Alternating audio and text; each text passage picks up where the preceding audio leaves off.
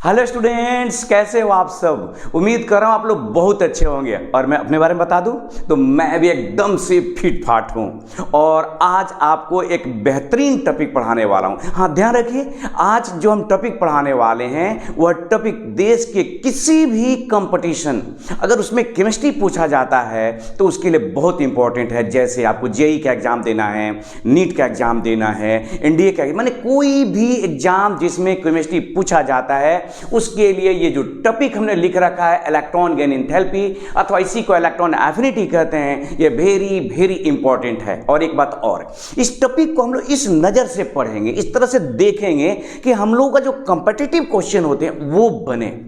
तो आइए शुरुआत करते हैं। तो शुरुआत करने के लिए सबसे पहले हम चौक उठा लें। आपको कुछ बात बतानी है ना।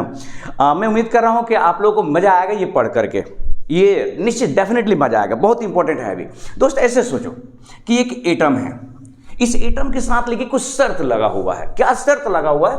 एक, पहला कि एटम ना गैसीय है, माने गैसीय अवस्था में, चाहे किसी भी एलिमेंट का एटम हो, सोडियम, पोटेशियम, हाइड्रोजन, कार्बन, किसी का भी, लेकिन भाई साहब को गर्म करके आपने किस में बदल दिया है? गैस में।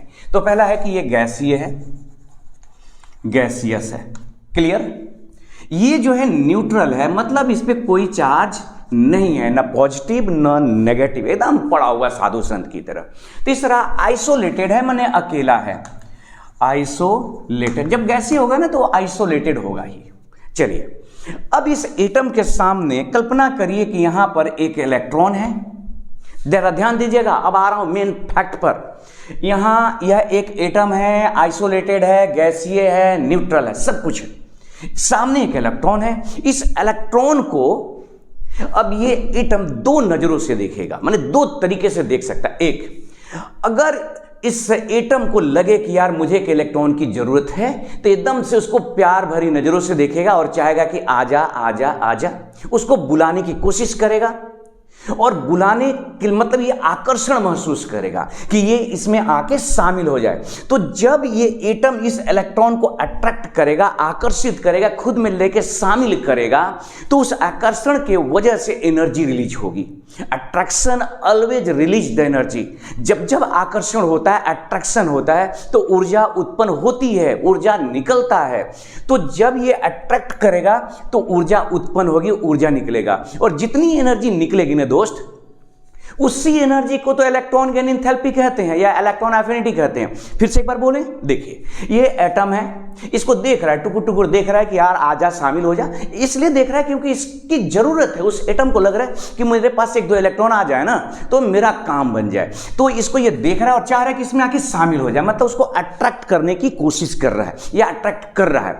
तो उस अट्रैक्शन के कारण जो एनर्जी रिलीज होगी, उस एनर्जी का नाम होगा इलेक्ट्रॉन गेन एंथैल्पी। एक कंडीशन।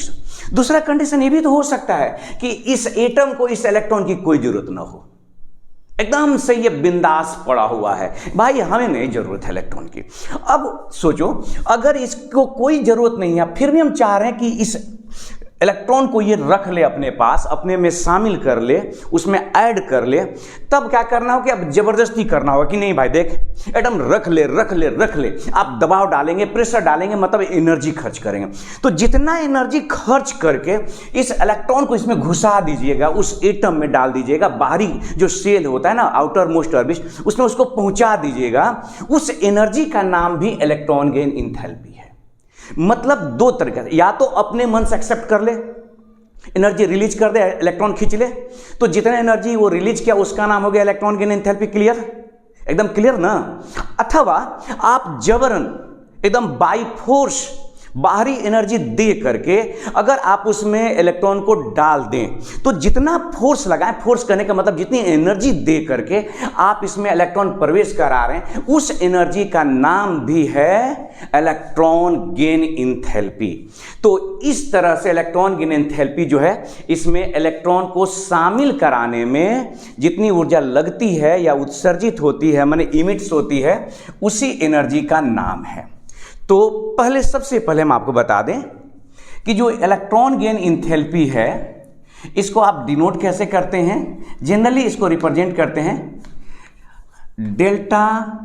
देखिए, डेल्टा एच माने एंथैल्पी, और Eg लगा देते हैं यहाँ पर, Eg इलेक्ट्रॉन गेन एंथैल्पी। बहुत सारा बुक हमने पढ़ा है, वो ऐसे लिखा हुआ डेल्टा H और यहाँ पर Eg लिखा हुआ। लेकिन आपका जो NCERT को मैं फॉलो कर रहा हूँ, मैं आपको बता रहा हूँ, भारत सरकार जो किताब है, तो उसमें डेल्टा Eg जो H है, इस तरह से इसको डिनोट करेंगे, पहली बात। दूसरा, अच्छा एक बात और बता दे दोस्त, अधिकांश किताब में इस चैप्टर का जो हेडलाइन है वो इलेक्ट्रॉन एफिनिटी है। ये एनसीईआरटी वाले भाई है ना, इनको इलेक्ट्रॉन गेन एंथैल्पी नाम दिया। और थोड़ा सा दोनों में मतलब समझ लीजिए कि समझने में अगर एक साथ दोनों को समझा जाए तो थोड़ा सा डिफरेंस है, दोनों एकदम कंप्लीटली एक नहीं है। हाँ, उसके भाव एक जरूर हैं, उसका मतलब एक जरूर है, लेकिन जब समझने चलिएगा तो आपको पता चलेगा नहीं यार ये तो थोड़ा अलग तरीके से बात करता है। देखिए ना, इलेक्ट्रॉन एफिनिटी माने, अब यहीं पर जरा डिफरेंस समझिए। अगर ये इलेक्ट्रॉन को खींचना चाहता है तो जो प्रेम है वो इलेक्ट्रॉन एफिनिटी है, और कल्पना करिए खींचना ही नहीं चाहता तो आप कहेंगे कि इसकी इलेक्ट्रॉन एफिनिटी शून्य है। आप जब खींचना ही नहीं चाहता तो इलेक्ट्रॉन एफिनिटी क्या हो गया, जीरो हो गया। तो इस तरह से थोड़ा सा का डिफरेंस होता है। तो इसको डिनोट करते हैं डेल्टा EgH से, एक चीज। दूसरा, इसको मेजर किस चीज में करते हैं, इसका मतलब यूनिट जो होता है ये भी जान लीजिए। इसको हम लोग मापते हैं इलेक्ट्रॉन वोल्ट पर एटम, या आप इसको मेजर करेंगे किलो जूल पर मोल में, अथवा किलो कैलोरी पर मोल। तो बस ये कुछ बेसिक चीज़ है, अब खत्म हो गई, बस इतनी सी बात है, इसका बहुत ज़्यादा कोई इंपॉर्टेंस नहीं है। आप याद रखिएगा इलेक्ट्रॉन गेन एंथैल्पी को मेजर करेंगे इलेक्ट्रॉन वोल्ट पर एटम में, अथवा किलो जूल पर मोल में, या किलो कैलोरी पर मोल में, ठीक है। इसको डेल्टा EgH से सूचित करेंगे। अगर हमको इलेक्ट्रॉन एफिनिटी दिखाना होता है तो अक्सर इसको EA लिखा रहता है। अब आते हैं दूसरी चीज, जो मेन जो कंसेप्ट हम लोग का। तो इसका तो मतलब ये हुआ कि आप एक न्यूट्रल एटम में इलेक्ट्रॉन डाल रहे हैं तो एनर्जी जो है रिलीज भी हो सकती है या ऑब्जर्व भी हो सकती है। तो हमने तो ये समझा कि जो डेल्टा EgH, अब इसको हम इलेक्ट्रॉन गेन एंथैल्पी पढ़ेंगे, इलेक्ट्रॉन गेन एंथैल्पी। तो ये जो है, या अगर पूरा लिख दें, इसकी वैल्यू है इलेक्ट्रॉन गेन एंथैल्पी। ये दो तरह का प्रोसेस हो सकता है, या तो एनर्जी निकलेगा एक्सोथर्मिक होगा अथवा इंडोथर्मिक होगा। जरा ध्यान दीजिएगा, इलेक्ट्रॉन एक्सेप्ट करने में या तो अपने मन से कर ले तो ऊर्जा त्याग देगा, रिलीज कर देगा, तो एक्सोथर्मिक हो गया, अथवा आपने जबरदस्ती डाल दिया तो एंडोथर्मिक हो गया। तो जब इसने अपने मन से एक्सेप्ट कर लिया तो इसका मतलब डेल्टा EgH जो है ऐसा कहता है आपका थर्मोडायनेमिक्स कि एक्सोथर्मिक प्रोसेस के लिए डेल्टा Eg की वैल्यू नेगेटिव हम लोग लेते हैं, और एंडोथर्मिक प्रोसेस के लिए डेल्टा EgH का वैल्यू पॉजिटिव लिया जाता है। तो पहला आपके लिए ऑब्जेक्टिव ये है कि इलेक्ट्रॉन गेन एंथैल्पी का वैल्यू जो होता है क्या होगा, पॉजिटिव नेगेटिव दोनों। तो आप देख रहे हैं कि पॉजिटिव नेगेटिव दोनों ही पॉसिबल है, ठीक है, एक क्लियर हो गया। अब आते हैं हम लोग इसके मेन पॉइंट पर कि इलेक्ट्रॉन गेन जो एंथैल्पी है वो माने किन एलिमेंट के लिए कैसे बिहेव करता है और क्या है। तो अब जरा देखिए, यहां पर हम एक एलिमेंट लिखते हैं, मान लीजिए हमने क्लोरीन लिखा, तो क्लोरीन गैसीय है 2 और ये 8 7 17 हो गया ना। तो यहां पर देखिए आप, पहला ऑर्बिट, दूसरा ऑर्बिट और ये तीसरा ऑर्बिट। ध्यान दीजिएगा, इसमें पहले ऑर्बिट में कितने इलेक्ट्रॉन हैं, 2 हैं, हमने यहां पर 2 इलेक्ट्रॉन दिखाएं। फिर दूसरे में कितने हैं, 8 हैं, 2 3 4 5 6 7, 1 2 इधर उधर रहता, बना लेना स्टूडेंट्स। इसमें कितने दिखाने हैं, 7 दिखाने हैं, 1 2 3 4 5 6 7। अब सोचिए कि क्लोरीन को ऑक्टेट पूरा करने के लिए 1 इलेक्ट्रॉन की आवश्यकता है। तो अगर इस क्लोरीन को जैसे मौका मिलेगा, यहां पर एक इलेक्ट्रॉन दिखाई देगा, इसको अट्रैक्ट करेगा और खुद में शामिल कर लेगा, क्योंकि जैसे ही शामिल कर लेगा तो क्लोरीन जो है Cl से 1 इलेक्ट्रॉन एक्सेप्ट करके ये हो जाएगा Cl माइनस, और अब देख रहे हैं कि Cl माइनस हो गया 2 8 और 8 हो गया। तब इस कंडीशन में ये एनर्जी क्या करेगा, रिलीज कर देगा, मतलब जितना भी वैल्यू होगा डेल्टा EgH का वो नेगेटिव होगा। अब आते एक दूसरे एटम पे विचार करते हैं। कल्पना करिए कि हमने नियोन लिया, ये हो गया 10, तो 2,8। जरा ध्यान से देखिएगा स्टूडेंट्स, अब 2,8 का मतलब हो गया कि पहला जो ऑर्बिट है उसमें 2 इलेक्ट्रॉन, दूसरे में 8 इलेक्ट्रॉन हैं। तो हमने यहाँ पर 2 इलेक्ट्रॉन दिखला दिए और दूसरे में 1 2 3 4 5 6 7 8, एक दो कम इलेक्ट्रॉन बेस हो तो भाई पूरा कर लेना। अब सोचिए कि अगर आप यहाँ पर एक इलेक्ट्रॉन दीजिएगा तो ये इलेक्ट्रॉन क्यों एक्सेप्ट करना चाहेगा? एकदम से एक्सेप्ट नहीं करना चाहेगा, क्योंकि इसका ऑलरेडी मजे में जी रहा है, मस्ती में है, ऑक्टेट पूरा है। लेकिन आप चाहते हैं नहीं, एक्सेप्ट करो ही करो। अगर आप इसके साथ जबरदस्ती करिएगा तो होगा ये कि पहला जो आपका ऑर्बिट है उसमें 2 इलेक्ट्रॉन है, दूसरा ऑर्बिट भर चुका है, ये तीसरा में चला जाएगा। तो एक नया ऑर्बिट क्रिएट करना पड़ेगा एक नए के लिए। तो नया ऑर्बिट क्रिएट करने के लिए एनर्जी मांगेंगे, बहुत डिमांड करेंगे कि मुझे एनर्जी चाहिए, तो जाके एक्सेप्ट करेंगे, अदरवाइज नहीं करेंगे, मुझे कोई मतलब नहीं है, तुम बाहर में जा, मुझे कुछ लेना देना नहीं है। ऐसा बोलते हैं ना बहुत सारे लोग, जब कोई मतलब नहीं होता क्या बोलते हैं, भाई तुम बाहर में जाओ, मेरा मुझसे कुछ लेना देना नहीं है। तो यहां पर भी इस इलेक्ट्रॉन से बोलेगा तुम बाहर में जाओ, मुझे कुछ मतलब नहीं है। लेकिन नहीं, आप चाहते हैं एक्सेप्ट कर ले भाई, एक्सेप्ट कर ले। तब उस कंडीशन में ये क्या होगा जरा देखिए, ये मान लीजिए कि ये गैसीय स्टेट में, तो अब ये नियॉन जो है एक अगर इलेक्ट्रॉन को एक्सेप्ट कर ले तो ये Ne माइनस हो गया। अब इसका देखिए 281 हो गया ना, इसका मतलब कि एक नए ऑर्बिट की जरूरत पड़ी, तो उस नए ऑर्बिट के निर्माण के लिए एनर्जी लेगा। तो इसके लिए अगर आप दिखा रहे हैं तो यहां पर जो डेल्टा EgH है इसका वैल्यू इसके लिए लिख रहे हैं, ये बहुत ही हाई पॉजिटिव होगा। तो हम ये चीज समझ गए कि अगर कोई एटम ऑलरेडी स्टेबल है। अच्छा, एक बात याद रखिएगा कि ये जो इलेक्ट्रॉन की एंथैल्पी है ना, ये किसी एटम के लिए, पार्टिकुलर किसी बॉन्ड के लिए नहीं है। कोई एटम हो, इंडिपेंडेंट हो तब हो। जबकि मैंने इलेक्ट्रॉन नेगेटिविटी बताया था कि उसमें भी एटम इलेक्ट्रॉन को एक्सेप्ट करते हैं, लेकिन वो बॉन्ड में रहते हैं तब करते हैं। तो ये जो इलेक्ट्रॉन है यहाँ पे एक्सेप्ट करेगा, 8 एक नए सेल में चलाएगा। तो इसको अगर हम लोग दिखाएं तो कुछ ऐसा हो जाएगा, ये देखिए ध्यान से, यहाँ पर 8 गो, 3 4 5 6 7 8 और एक और हो गया। तो इस कंडीशन में एनर्जी एक्सेप्ट करेगा। अब हाँ एक्सेप्ट करेगा तब देगा, मतलब डेल्टा EgH का वैल्यू क्या होगा, पॉजिटिव होगा। अब एक दो और एग्जांपल बता रहे हैं, जरा यहाँ से देखिए। मैंने सोडियम लिया, ये गैसीय अवस्था में 281, अब देख रहे हैं। अच्छा, इस तरह से इसको समझने से ज्यादा अच्छा है कि इसका इलेक्ट्रॉनिक कॉन्फ़िगरेशन में इस तरह से लिखूं, सब orbit wise 1s2 2s2 2p6 3s1। अब आपको पता है, सबको पता है इस दुनिया में जितने स्टूडेंट पढ़ते हैं कि s में 2 इलेक्ट्रॉन होते हैं, p में 6 होते हैं, d में 10 होते हैं और f में 14 इलेक्ट्रॉन मैक्सिमम होते हैं। तो अब दोस्तों देखो यहाँ पर कितने इलेक्ट्रॉन है, s में 1 इलेक्ट्रॉन है ना, इसकी क्या ख्वाहिश होगी बताइए।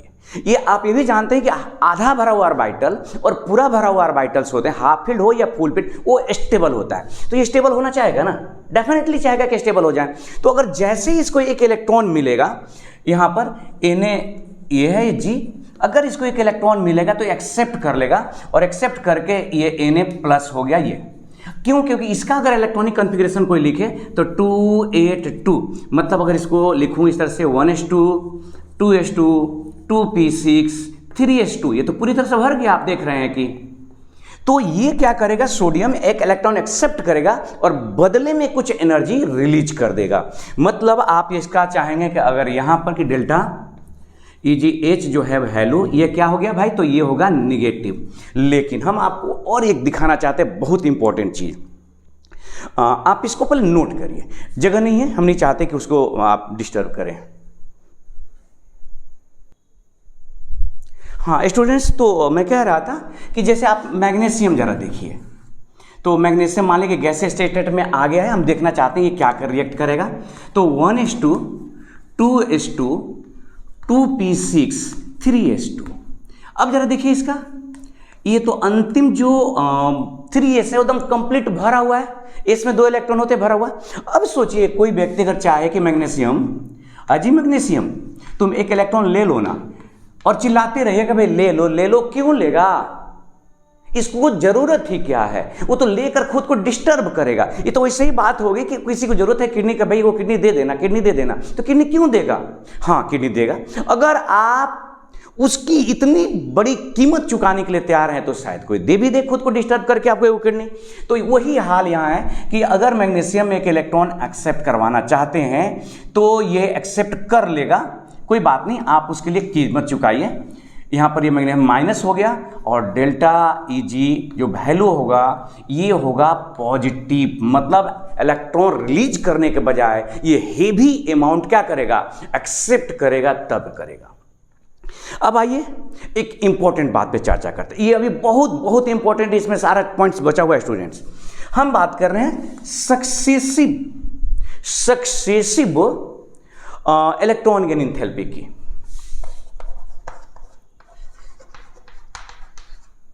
सक्सेसिव डेल्टा EgH वैल्यू लिख देते हैं। अब जरा देखिए इसका क्या मतलब हुआ। तो आपके पास मान लीजिए कि कोई एक एलिमेंट है X, गैसीय स्टेट में है, आपने उसमें एक इलेक्ट्रॉन डाल दिया, ये नेगेटिव हो गया और डेल्टा EgH का वैल्यू जनरली जो होता है वो नेगेटिव होता है, जनरली पहला इलेक्ट्रॉन। अब आपने क्या किया, उसमें जो पहले से ऑलरेडी नेगेटिव हो चुका है उसमें एक और इलेक्ट्रॉन डालना चाहते हैं और X माइनस करना चाहते हैं तो होगा, लेकिन याद रखना है आपको, इसको हम डेल्टा 1 कर देते हैं, मतलब फर्स्ट इलेक्ट्रॉन गेन एंथैल्पी, और इसको कर देते हैं सेकंड इलेक्ट्रॉन गेन एंथैल्पी। दोस्त याद रखना, एकदम से गांठ पार लो, ये वैल्यू पॉजिटिव होगा। Second electron gain enthalpy of any element is always positive. कोई भी एलिमेंट हो, कोई भी एटम हो, उसका सेकेंड इलेक्ट्रॉन गेन एंथैल्पी का वैल्यू हमेशा पॉजिटिव होगा। अगर मान लीजिए कि हम यहाँ पर 2 माइनस होगा क्योंकि एक तो माइनस पहले ही से था, अगर पहले से 2 माइनस है, एक हम और इसमें ऐड करना चाहते हैं इलेक्ट्रॉन, हम चाहते हैं कि एक और इलेक्ट्रॉन ऐड हो जाए तो हो जाएगा, कोई बात नहीं है, लेकिन आपको कीमत चुकानी होगी, आपको उतना एनर्जी खर्च करना होगा, इसका वैल्यू भी पॉजिटिव होगा। तो हम लोगों ने ये सीखा कि फर्स्ट जो इलेक्ट्रॉन गेन एंथैल्पी है, जो प्रथम इलेक्ट्रॉन ग्रहण करने की, जो एक्सेप्ट करने की जो एंथैल्पी है, उसका वैल्यू पॉजिटिव और नेगेटिव कुछ भी हो सकता है, ये डिपेंड करेगा कि वो एटम कौन सा है। लेकिन second third electron gain enthalpy हमेशा पॉजिटिव होगा। आप नोट करिए, फर्स्ट इलेक्ट्रॉन गेन एंथैल्पी का वैल्यू पॉजिटिव या नेगेटिव हो सकता है, यह एलिमेंट के अवस्था पर डिपेंड करेगा। जो फर्स्ट है, फर्स्ट इलेक्ट्रॉन गेन एंथैल्पी का वैल्यू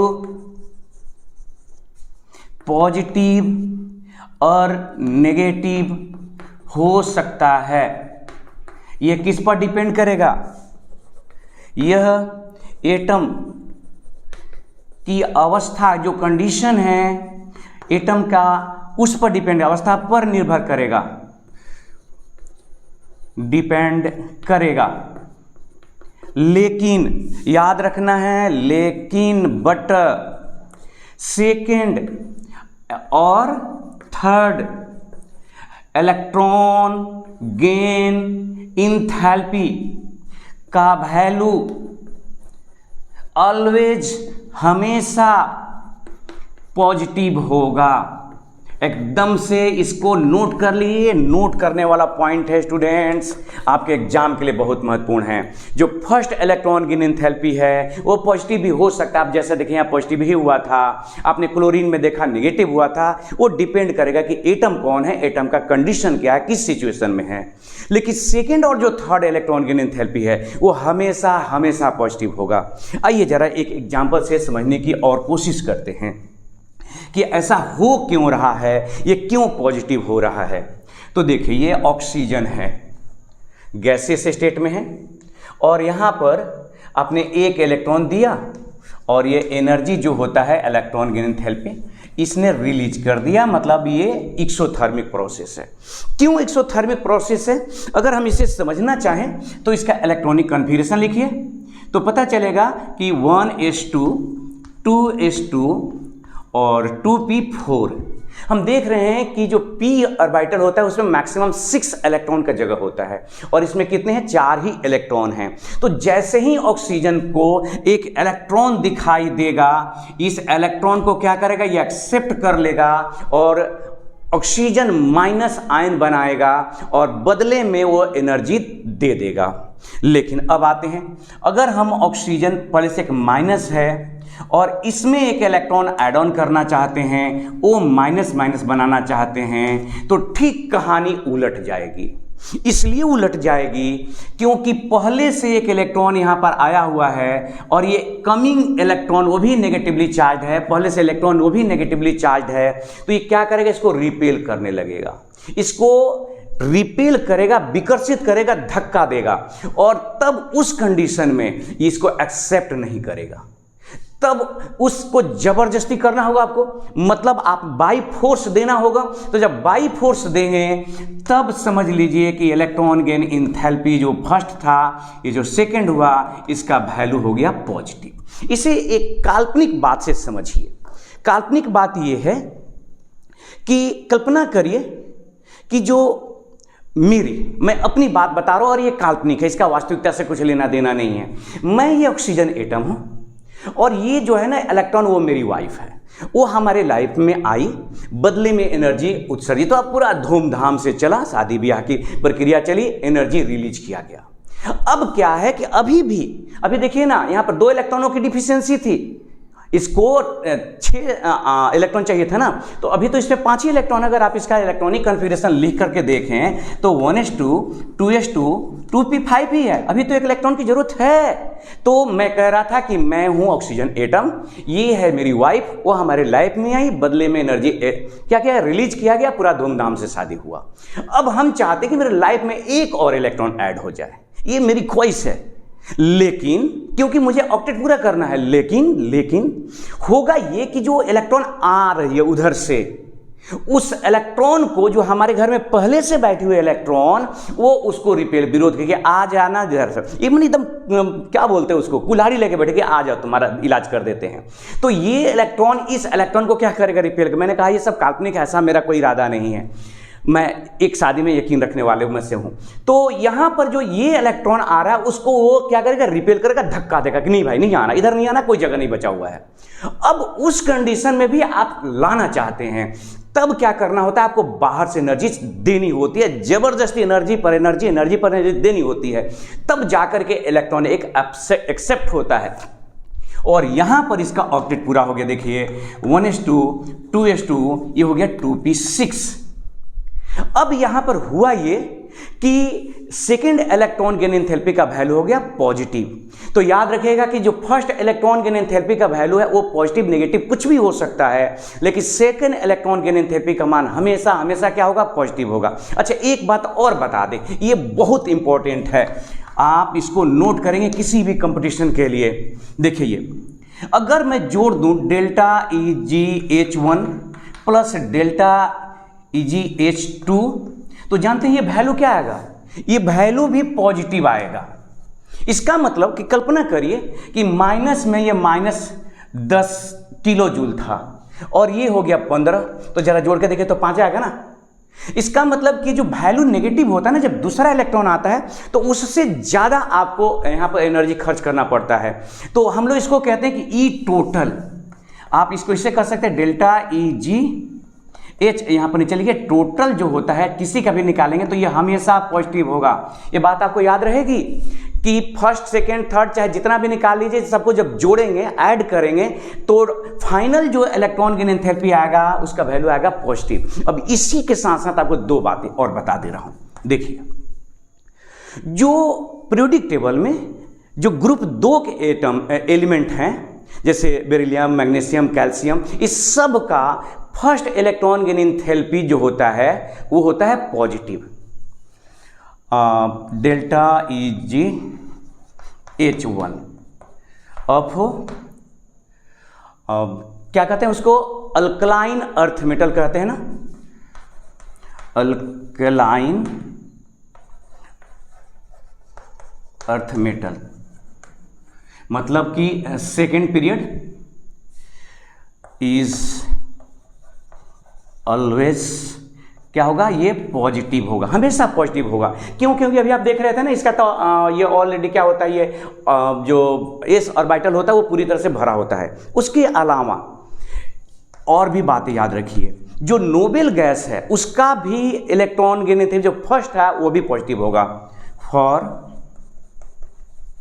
नोबेल गैस याद रखना है डेल्टा EgH, कोई भी नोबेल गैस है उसका फर्स्ट इलेक्ट्रॉन गेन एंथैल्पी ही पॉजिटिव होगा।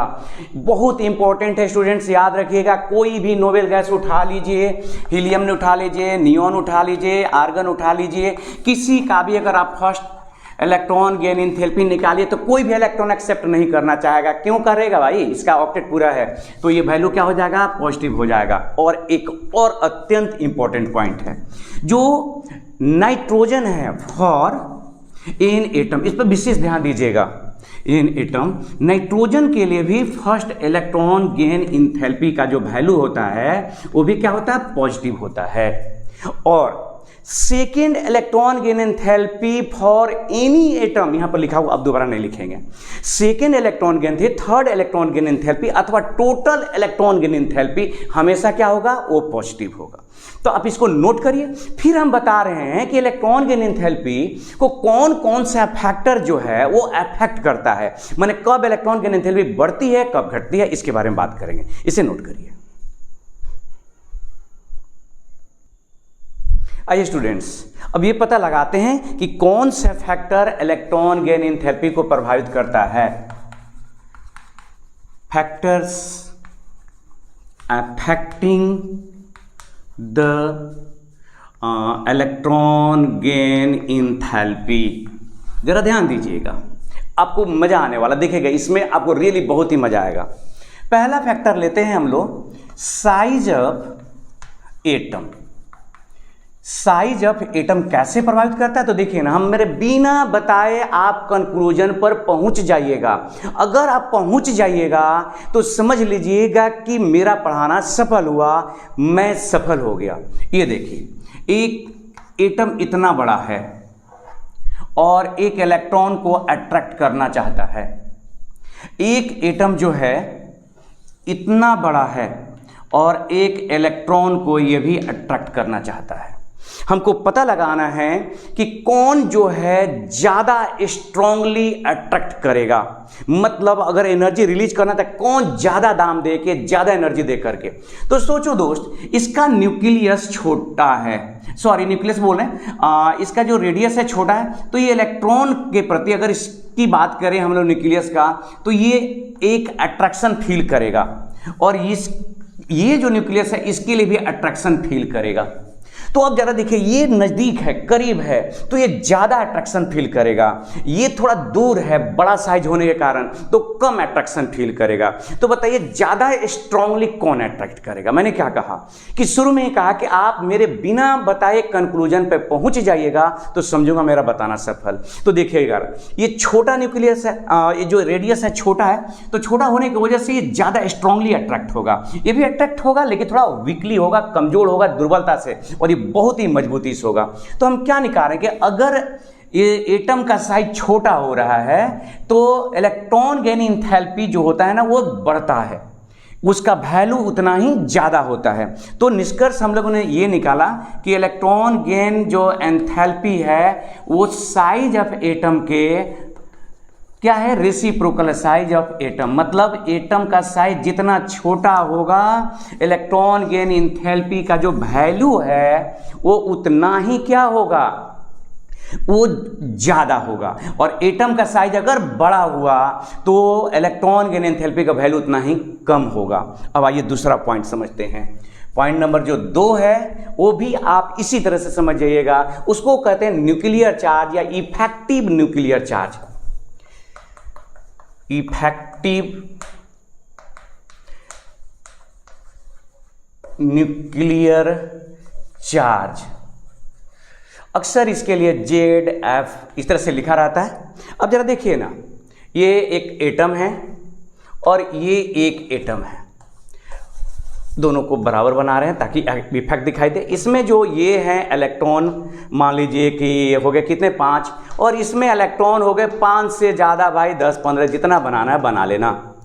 अब सोचिए जरा, यहाँ बीच में वो इलेक्ट्रॉन है, एक ही इलेक्ट्रॉन पर समझाने की कोशिश कर रहे हैं। ये भी चाहेगा अट्रैक्ट करना और ये भी चाहेगा अट्रैक्ट करना। बताइए ज़्यादा स्ट्रांगली कौन फील करेगा उसका अट्रैक्शन, कौन ज़्यादा फील करेगा? तो निश्चित रूप से इसके पास पॉजिटिव जो चार्ज है, इफेक्टिव न्यूक्लियर जो चार्ज है वो थोड़ा कम है, तो इस इलेक्ट्रॉन के लिए कम अट्रैक्शन फील करेगा। उसके लिए जो एफिनिटी है, जो प्रेम है, थोड़ा उसको कम महसूस होगा। और इसके पास ज़्यादा जो इसके सेंटर में पॉजिटिव चार्ज है तो ज़्यादा स्ट्रांगली फील करेगा इसके लिए अट्रैक्शन। ये चाहेगा कि हमें खींच लें, अभी के अभी खींच लें। इसका क्या मतलब है कि जो सेंटर में जो पॉजिटिव चार्ज है वो जितना ही ज़्यादा है, इलेक्ट्रॉन को उतनी ही स्ट्रांगली अट्रैक्ट करेगा।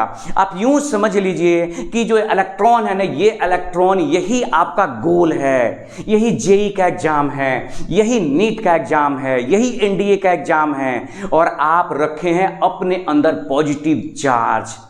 भाई साहब जितना बढ़ा के रखिएगा आप उसको उतनी ही मजबूती से खींचिएगा, मतलब उतना ही जल्दी आपका हो जाएगा। तो यहां से कंक्लूजन क्या निकला कि अगर इफेक्टिव न्यूक्लियर चार्ज जितना ज़्यादा होगा, इलेक्ट्रॉन गेन इंथैल्पी का वैल्यू उतना ही ज़्यादा होगा। ये बहुत ही स्ट्रांगली खींचेगा, अट्रैक्ट करेगा, उतनी ज़्यादा मात्रा में एनर्जी रिलीज कर देगा, लेकिन बना लेगा अपना। तो यहां से हमने सीखा कि डेल्टा Eg जो एफ है ये, इसका जो वैल्यू है वो डायरेक्टली प्रोपोर्शनल हो गया किसके? तो जेड एफ, मतलब ये इफेक्टिव न्यूक्लियर चार्ज के। अब बात समझ में आई? अब आते हैं तीसरे पॉइंट पर आते हैं। देखिए ऐसा होता है कि जो ऑर्बिटल होते हैं हाफ फिल्ड होते हैं, फुल फिल्ड भी होता है। अभी आप कुछ देर पहले मैंने बताया था, यहाँ देखिएगा फिर से बता रहे, ये एस में 2 इलेक्ट्रॉन है तो पूरा भरा हुआ है, पी में 6 इलेक्ट्रॉन है तो पूरा भरा हुआ है, डी में 10 इलेक्ट्रॉन है तो पूरा भरा हुआ है, एफ में अगर मान लीजिए 14 इलेक्ट्रॉन है तो पूरा भरा हुआ है। तो कोई ऑर्बिटल अगर हाफ फील्ड है या फुल फील्ड है तो क्यों अट्रैक्ट करके अपने आप को डिस्टर्ब करेगा? आधा, आप पढ़े हैं ना, हुनकर रूल क्या कहता है कि आधा भरा हुआ ऑर्बिटल, हाफ फील्ड ऑर्बिटल, और पूरा भरा हुआ full filled orbitals are more stable. तो जो ऑलरेडी स्टेबल है, किसी को अपने में शामिल करके, अपने में बुला करके खुद को डीस्टेबलाइज करना चाहेगा? कदापि नहीं चाहेगा। अगर आप स्टेबल है, मस्त हैं किताब के साथ में, तो क्यों एक बाहरी इलेक्ट्रॉन चाहिएगा यार जो आपको एकदम बेचैन किए रहे?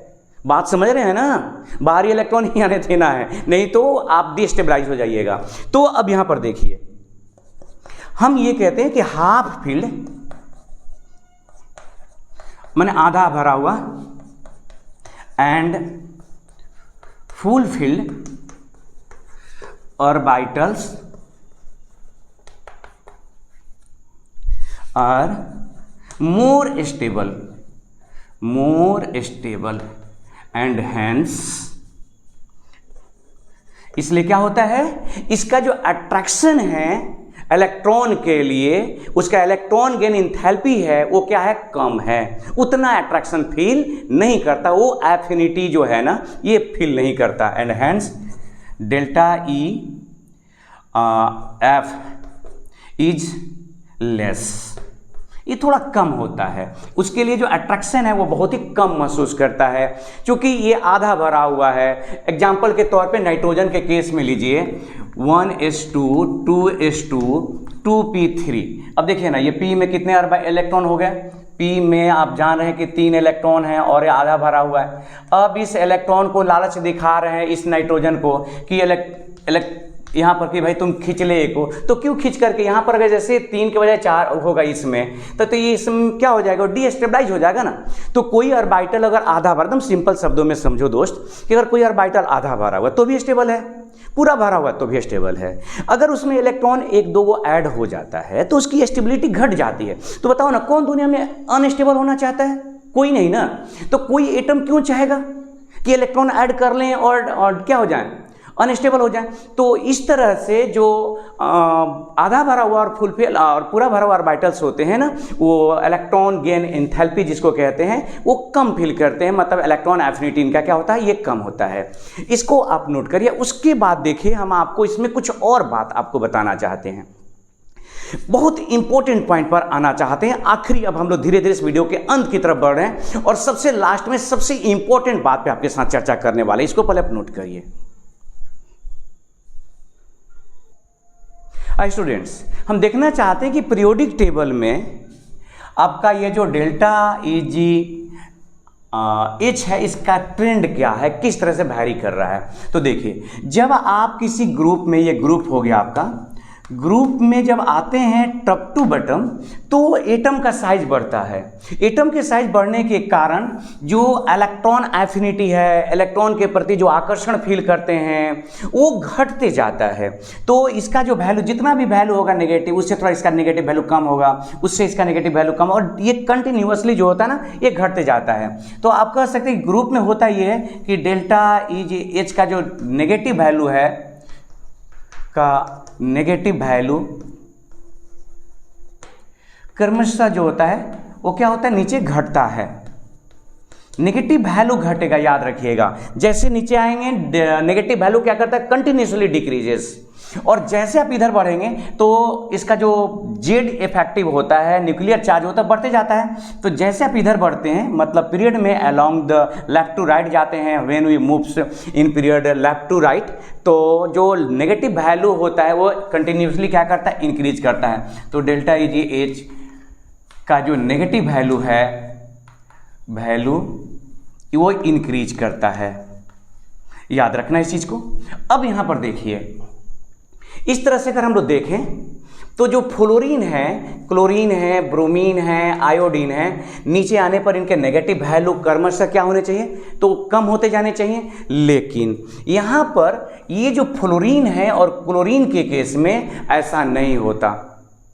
जो फ्लोरीन होता है उसका डेल्टा, मतलब इलेक्ट्रॉन गेन एंथैल्पी का जो वैल्यू है, वो क्लोरीन के रिस्पेक्ट में कम है। क्लोरीन का ही जो इलेक्ट्रॉन गेन एंथैल्पी है वो क्या होता है, तो ज़्यादा होता है। क्यों होता है, तो ज़रा समझते हैं। यहाँ पर देखिए, क्लोरीन का ज़्यादा होता है और फ्लोरीन का ही कम है, जबकि होना चाहिए था जस्ट इसके रिवर्स। तो ये इतना बड़ा है, मान लीजिए कि ये फ्लोरीन, और इसके लास्ट में देखिए 2,7, ये 7 इलेक्ट्रॉन है ना, तो इसमें 7 गो इलेक्ट्रॉन हमने दिखाया, 3, 4, 5, 6, 7, ये है फ्लोरीन। अब आइए एक और बनाते हैं फिगर, हम बनाते हैं क्लोरीन का। ये है क्लोरीन, निश्चित रूप से आप जानते हैं इस चीज़ को, ऊपर से नीचे आने पर साइज बड़ा होता है। तो साइज बड़ा हो गया, ये हो गया क्लोरीन, और इसके भी लास्ट में 1, 2, 3, 4, 5, 6, 7 इलेक्ट्रॉन है। अब जरा सोचिएगा, एक यहाँ इलेक्ट्रॉन है, ये इधर जाना है और इधर आना है, तो इसके पास एक छोटे से ऑर्बिटल में, आप कहें तो 2p में, आप लिख करके देखिए 1s2, 2s2, 2p5, 2p में जो कि छोटा ऑर्बिटल है, यहाँ पर देख रहे हैं कि 7 इलेक्ट्रॉन हैं। तो एक इलेक्ट्रॉन जैसे इसमें और ऐड होता है, आने के लिए आता है, तो ये जो 7 इलेक्ट्रॉन है विरोध करने लगते हैं, इधर जगह नहीं, इधर जगह नहीं, इधर जगह नहीं, ये इसको भगाने की कोशिश करते हैं आने वाले इलेक्ट्रॉन को। तो ये आता है जरूर, खिंचाएगा, आएगा उधर, लेकिन जैसे वो इधर रुख करता है तो ये ज्यादा स्ट्रांगली अट्रैक्ट करते हैं। क्यों अट्रैक्ट करते हैं, क्योंकि इसका है साइज बड़ा। देखिए यहाँ पर भी 7 इलेक्ट्रॉन, मान यूँ समझिए कि एक रूम है, उस रूम में एक छोटा सा रूम है और पहले से 7 लोग हैं। जब 8वां कोई इन करेगा तो आप विरोध करेगा, यार जगह नहीं, इधर इधर जगह नहीं, तुम उधर चल जाना, उधर बगल में शिफ्ट कर जाओ। तो बगल वाले में देख रहे हैं उधर भी 7 लोग हैं, लेकिन उधर बड़ा सा हॉल है, तो उसमें आपको एडजस्ट करना क्या है, आसान है। तो याद रखिएगा, जो इलेक्ट्रॉन गेन एंथैल्पी है वो क्लोरीन का ज्यादा है, किसके रिस्पेक्ट में, फ्लोरीन के रिस्पेक्ट में। और एक और बात बता दें, पूरे पीरियोडिक टेबल में मोस्ट इलेक्ट्रॉन गेन एंथैल्पी जो है, सबसे ज्यादा नेगेटिव वैल्यू जो है वो क्लोरीन ही का है। क्लोरीन का इलेक्ट्रॉन गेन एंथैल्पी पूरे पीरियोडिक टेबल में सबसे ज्यादा है। फ्लोरीन से भी फ्लोरीन से तो ज्यादा ही है, कोई भी इसके मुकाबले में नहीं है। तो इसको नोट में आप लिखेंगे कि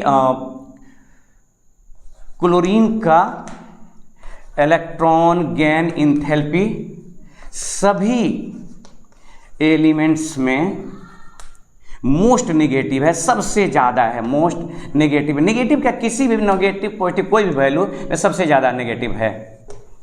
और याद रखिएगा कि इलेक्ट्रॉन गेन एंथैल्पी फ्लोरीन का क्लोरीन के रिस्पेक्ट में कम है। इसको भी आप नोट करिएगा कि फ्लोरीन का इलेक्ट्रॉन गेन एंथैल्पी क्लोरीन से क्या होता है, कम होता है। क्यों कम है? क्योंकि इसका साइज छोटा है, तो इसे इलेक्ट्रॉन को एक्सेप्ट नहीं करना चाहते जितना कि तेजी से एक्सेप्ट कर लेता है। कौन?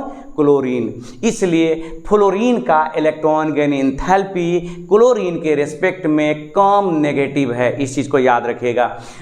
ये जो है लेस नेगेटिव है, किसके रिस्पेक्ट में? तो क्लोरीन के रिस्पेक्ट में। और यही ट्रेंड किसी भी ग्रुप के पहले जो 2 एटम होते हैं ना, जैसे मान लीजिए ग्रुप अगर 16 की बात करें तो ऑक्सीजन है, सल्फर है, तो सल्फर का जो है ना इलेक्ट्रॉन गेन एंथैल्पी वो ज़्यादा नेगेटिव है ऑक्सीजन के रिस्पेक्ट में। स्टूडेंट्स, मैं उम्मीद करता हूँ कि आपको बातें समझ आई होगी। इस पे आप सवाल बनाएंगे डिफरेंट टाइप के, जो मैंने आपको कंसेप्ट दिया आपसे ज़रूर सवाल बनेगा।